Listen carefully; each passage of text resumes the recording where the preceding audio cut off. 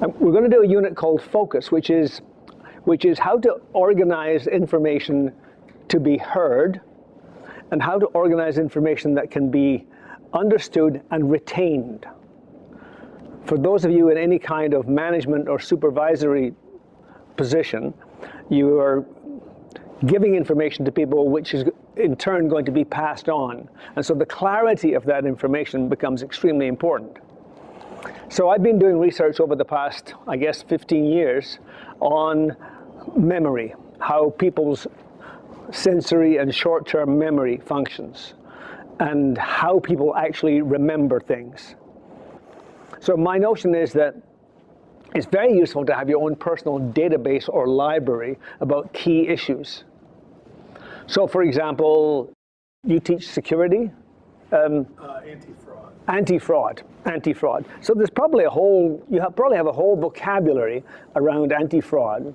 I've no doubt that you've found ways to make it simple for people who don't know anything about anti-fraud. But if you were going to be interviewed on television, or if somebody said, well, just tell me about anti-fraud, it's useful to have, if you don't already, it's useful to have short, eloquent statements that summarize things.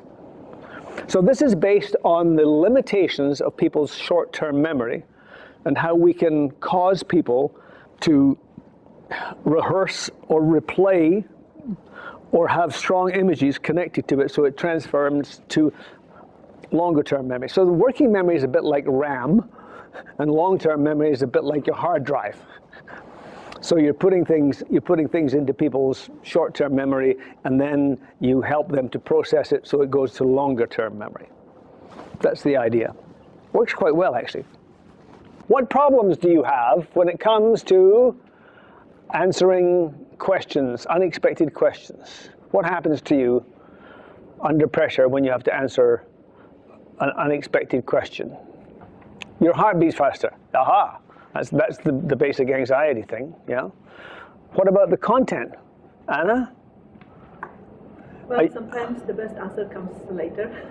Aha! But you think about something, but then afterwards, oh, I should have said that. Aha! So you're not sure if all the important points have been made. Right. Or you don't know if you're finished.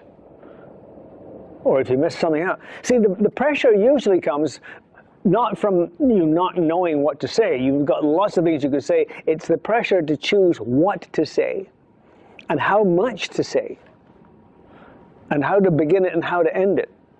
I want to show you a method that will enable you, before you speak, to know how you're going to start and how you're going to finish and what you're going to say in between. And that will make it memorable for you. After about 10 years at CBC working with the on-air people, they caught me by surprise. They asked me to coach the top 30 executives at CBC. And I thought this could be the end of my career, right? Because they're the people who are hiring the people I'm coaching. And so 6 at a time, we spent 2 days together. And when we came to this unit, focus, I said, I don't think I even need to do this. Because, and in fact, I'm slightly embarrassed because you guys run one of the biggest broadcasting organizations on the planet, and you choose the reporters and the writers, and you critique all of the stuff. Anyway, they loved it. Long story short, they absolutely loved it. They were executives just like you know, executives, managers, supervisors. They're under pressure, and they have to show up at meetings and sound good. So they really liked it. In fact, Stuart Cox, the executive producer of Dragon's Den, went to a conference in Belgium of international television executives. And on the last day, the speaker failed to show up, so they asked the Canadian guy if he would talk. And he went up there with one sheet of paper and talked for about an hour and 20 minutes, and people said it was the best presentation of the whole conference. And he contacted me when he came back. He said, I just used the focus method. So we're all just fine as long as we have a simple structure, as long as we have a map, because we know and we follow a simple rule about how we're going to start and how we're going to finish, and it's extraordinarily effective.